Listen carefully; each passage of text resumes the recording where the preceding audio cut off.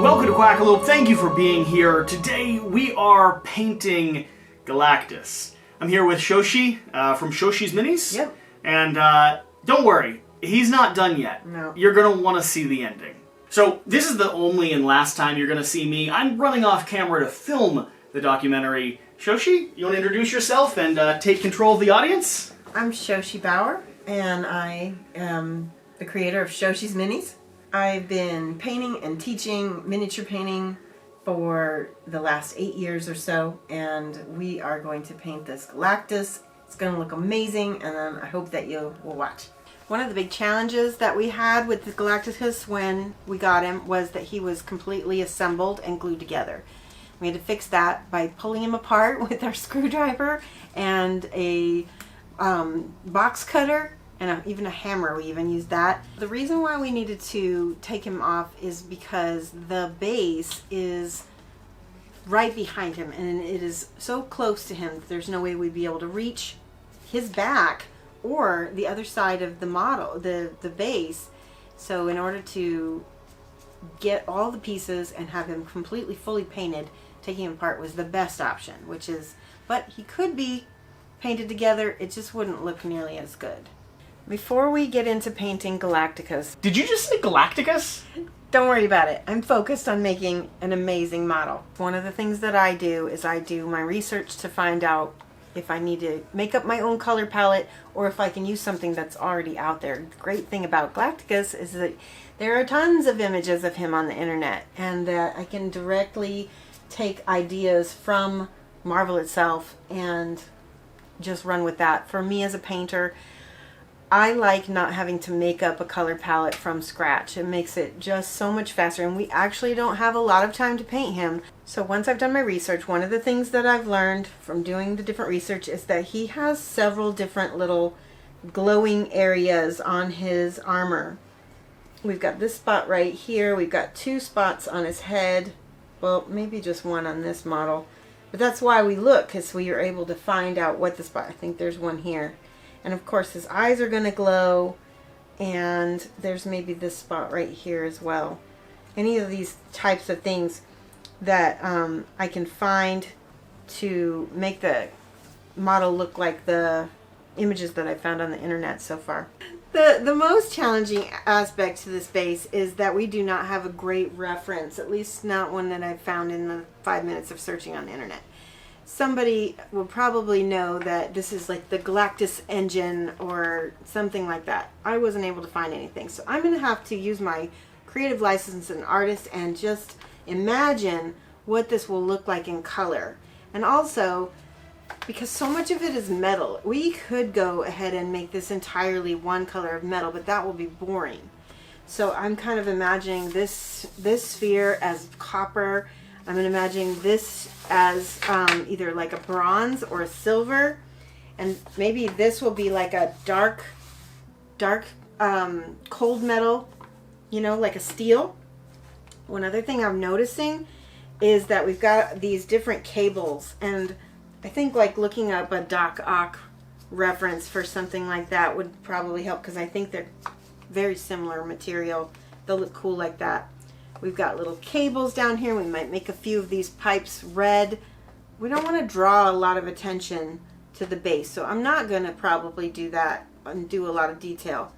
One thing, I've noticed that there's this thing here. This looks like it's going to be glowing, and it'll go really well with the glows that we've already got in his body, so that'll tie it all together. There may also be a few glows underneath him. I'm not sure I want to put that in yet, because there's this term called OSL, off-source lighting, and what that means is that the bounce light that hits the model from off-source is going to make it look like it's casting a glow on him, and I don't know if I want to do that from below. I think that'll bring your eye down too much, but if we have it over here and then we have the other glows in his head, then it's going to kind of draw your eye around and back up to his head. That's what my hope is. So now that I've done all the research and I have kind of planned out a rough idea in my head of what I want to do, I've got pictures to guide me. The first thing I need to do is figure out how I'm going to prime this in a way that what I put on top of it will look the best, because a dark primer will make colors dark and dingy, and a light primer will make it bright. And so I don't want to prime my glowing areas with black. I want to prime those with white, and then I probably want to paint the base and stuff black, and then spray some of my silver primer over that. But just, I will be showing how I do that in such a way so that I don't need to do as much shading. I can let a lot of the primer do a lot of my work for me. We've already run into a problem. The airbrush, while it covers great and it's very smooth, is slow AF. And so I've dug up some very large brushes, and I'm just gonna go ahead and pour these into like some of these little cuppies that I get from condiment cups. I save these, and we're just gonna hit it. We're gonna just try to cover as much as we can and as fast as we can, because I am very impatient, but I'm also fast because of that. We have started to prime everything. I ended up using my big brush. If I were gonna do this all over again in a pretty nice climate, I would go ahead and use the rattle can and just spray it. But it's winter, and rattle cans don't do well outside in the humidity in the winter. So I got most of this covered with our airbrush primer, but we hand painted it on, and then we'll go ahead and finish it off and get all the little crevices with the rattle can, so it won't be outside really long enough to frost up on us or cause any problems. Alright, so what I've been doing with this brush is going and doing a very light brushy kind of layer with the silver to give it this kind of brush metal look, but it also uses the primer as its shadows. And then on this piece I'm doing some copper paint. I'm painting it on a lot more heavily, because it is, I want it to seem more shiny. But yeah, we did this in about an hour and a half, and I think we're making really good headway. We did a lot more detail on it than I expected to, and there's going to be still some more detail on it, like the glows from the generator here. But yeah, what we ended up doing was priming it all black, doing some dry brush with some silver metallic to start, and doing it real rough so it actually looks like the metal itself is weathered and scratched. And then I went back over it with this copper color, because we decided to make this ball thing copper, and just added details to the tubing. And then I was like, well, it's not got the depth that I want, so I got some of these water mixable oils, and I went down into the crevices, and I gave some of the metals some of this blue tint. And that is when things, I think, really started to come alive, and it starts really looking real and dingy, and because the oils give it kind of a mechanical scum kind of look.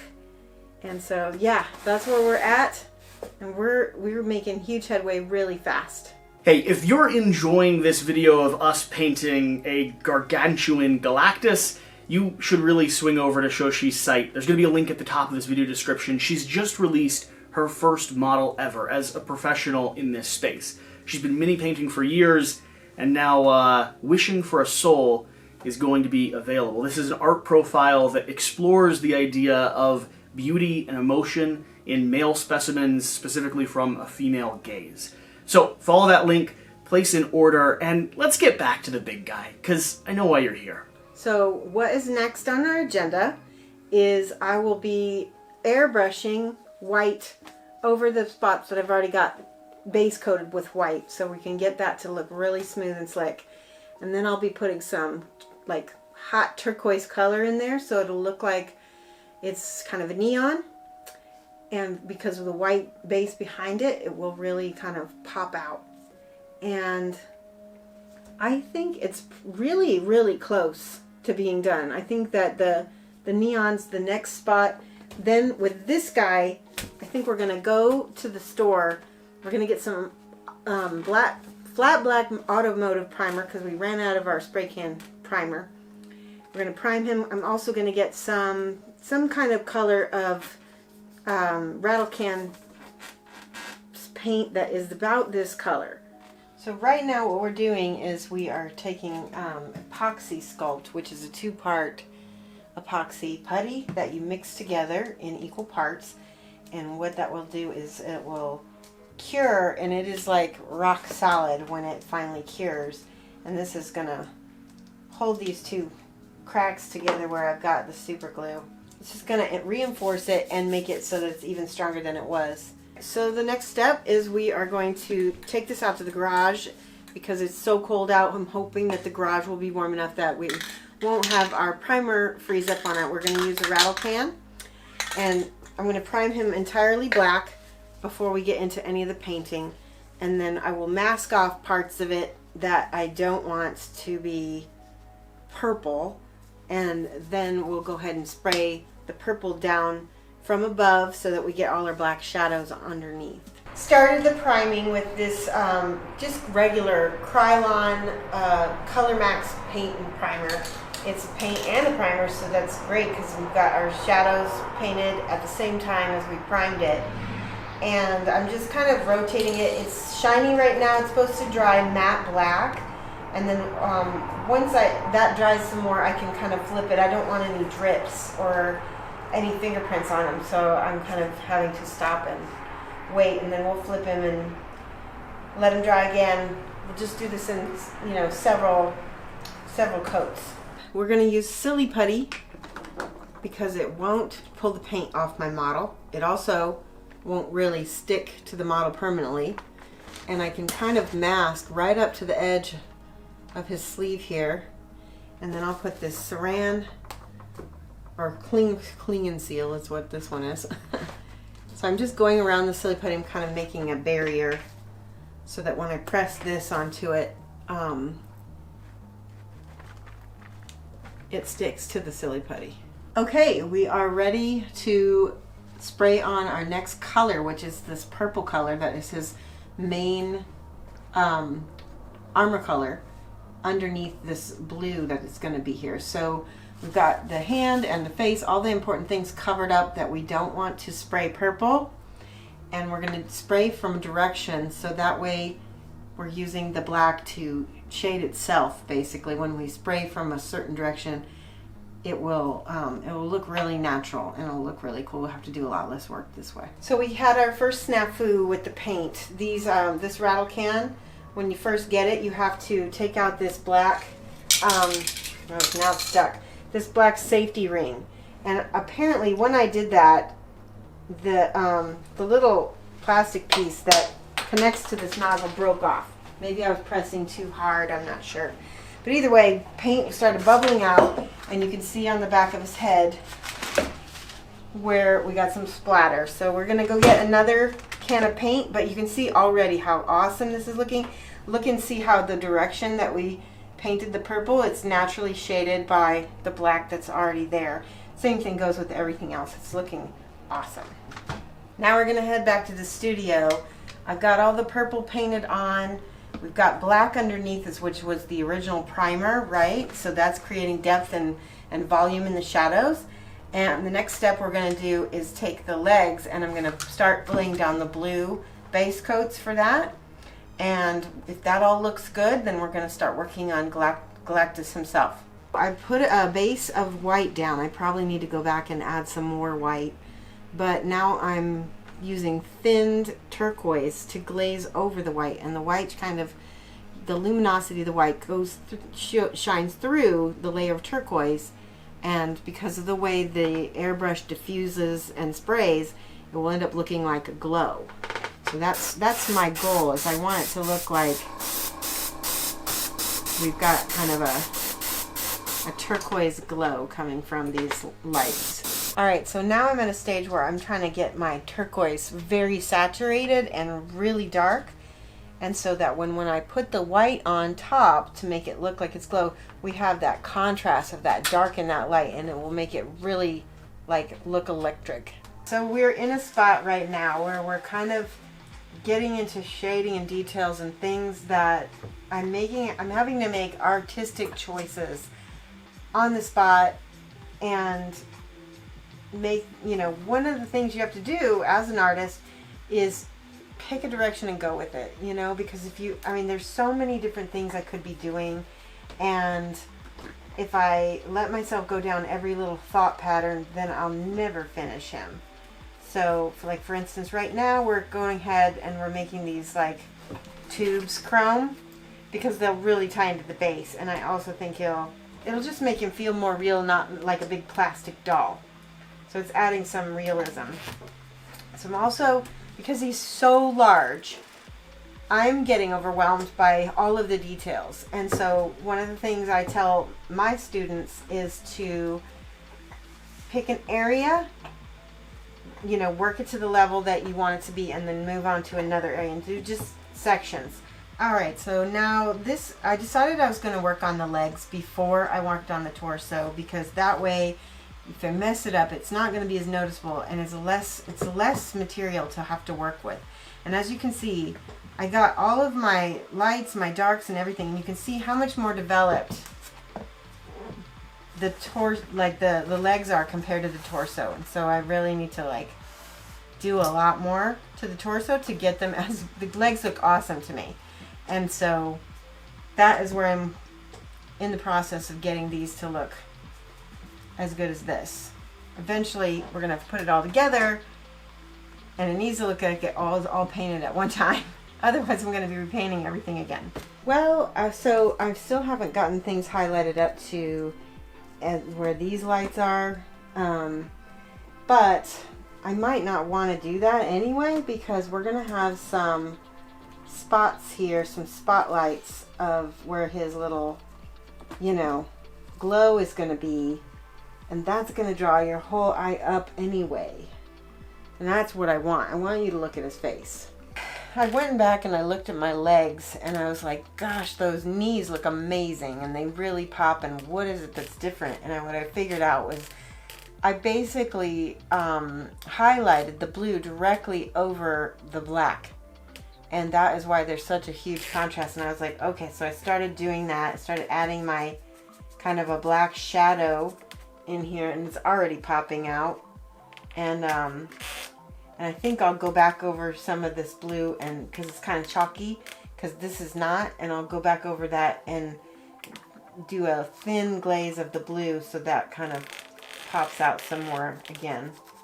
So I've got a lot of the body already complete and ready to go, and now I'm starting to paint the inside of these glowing parts of his mask and his armor. And we want these to look like they're kind of full of electricity and everything. I'm basing it with white, and then I'm going to hit it with the airbrush to make it even more white. And the airbrush is going to have this kind of diffuse quality around the edges, which will make it seem like it's like ambient light. And then I will also have some turquoise in here that I've done just like on the base, and that will bring it back to that kind of electric blue look. Like I said, right now I'm just kind of putting in my white in all the spots where the electricity is going to be. I just got done filming, and I was looking at this model from across the room, and I just was like, oh my gosh, he looks even better from across the room because of all the contrast and everything kind of pulling together. I've been doing some panel lining, which means this dark black outline to make it look like it's more shadowed, and a little bit of highlighting as well. I still have like this whole side of the head to do, and the back. And because this is all so detailed, it's been taking a lot longer, and I'm anxious to work on the hands and the face. We've got the face covered up right now with some silly putty, and I think we should do a reveal. What do you think? I think I'm gonna paint him, and I'm gonna cover him back up, and then we'll show him off to you guys later. Alright, so Shoshie has not allowed me to see the face yet. You guys don't get to see it, but I do now. We covered it up with silly putty. Come on. Right. She said it was terrifying, that Shira would be concerned. Holy cow! Oh my gosh, he looks amazing! And horrible. Yeah. That's the gold that you were painting with? Mm-hmm. Because it does, like flesh color washes out. Alright. Because I added some pink. But yeah. Okay. Can you grab that camera? I have to show them. I'm not even cutting. I'm just grabbing this, and Oh my gosh. Look at him on camera. Oh, that looks awesome. Oh, he's horrible. He is absolutely terrible. All right, we are in the last stages. I have finished the face and the helmet and the other glove, and now the only thing left really is this zombie hand. But you can see now I've got my face down, so I already know where to go. Yeah, that's about it. And then we're gonna figure out how to put him back together. So the way I approach the skin is I've got this kind of a golden yellow color, and I've been layering it up against the black. When you mix black and yellow together, you get kind of a greeny color, which is perfect for zombies. And then I kind of layer in a little bit of this pink, because we have plenty of pink already in the model already, so it's going to tie the face to the rest. Purple and yellow are opposite on the color wheel, so they will always look striking together and your eye catching. So your eye cannot miss this face. Plus his eyes are orange. There's nowhere else on the entire model where there is orange, so your eye is going to be drawn to that immediately. And then from there you'll kind of work your way around the rest of the model, but the idea is you want your focal point on his face. So as far as the skin on his hand, I'm going to work up with the yellows, and he's got some exposed muscle under here. I'm not sure how I'm going to do that just yet. I might have to mix a little bit of red in there just to make it look more realistic. But that's where I'm going to go next. Jesse and I just put this up, and we both looked at it, and I think that we are very, very close to being done. We're going to do some more detailing of the OSL on the underside of his hand. We're going to put him back together. I did just realize that there's some stuff with the wiring that I want to finish as well. But other than that, I think we're down to the last pieces. So what I've just done is drill a hole into the leg. We're going to put this brass, it's called a pinning when we pin a model, and there's something that the brass rod is hitting down here, so that's perfect because I can actually put some glue down in there, and that will set. And then what I'll do is I'll put a little bit of white paint on the top of this. We'll set the model down on him the way he's supposed to go, and then we'll take him off and see where the white paint was, so we can drill back up into it, and then hopefully we can thread that up into the hole and have him be like a little skeleton in them.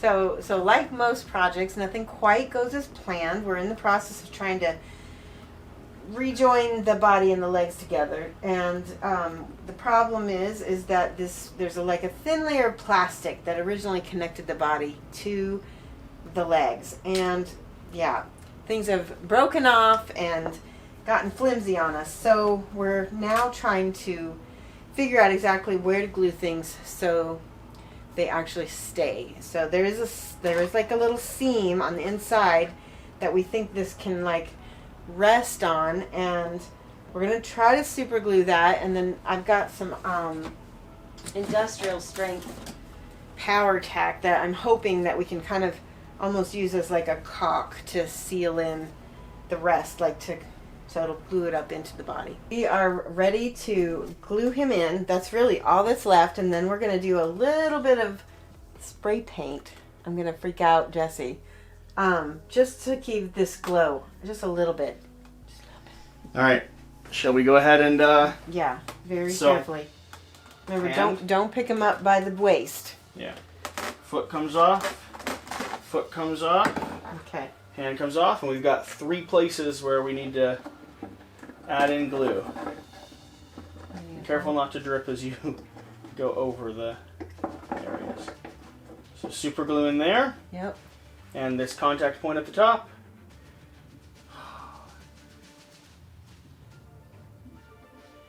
Yep, that's good. Okay, so I'll let you do the honors of guiding that foot in.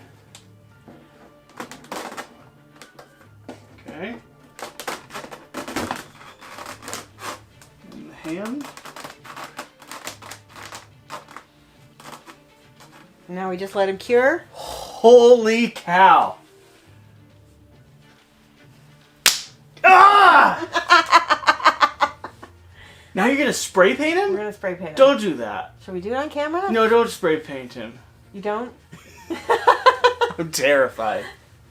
I think just a little. We've done the glue up. He is in his base now.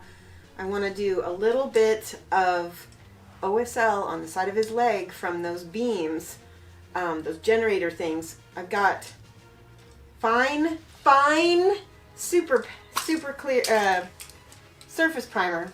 And I'm going to show you why I don't think this will be as risky. Because if I just do little soft things, you can see, like, just a little bit. And that's what I'm planning on doing on his body. Alright, here we go.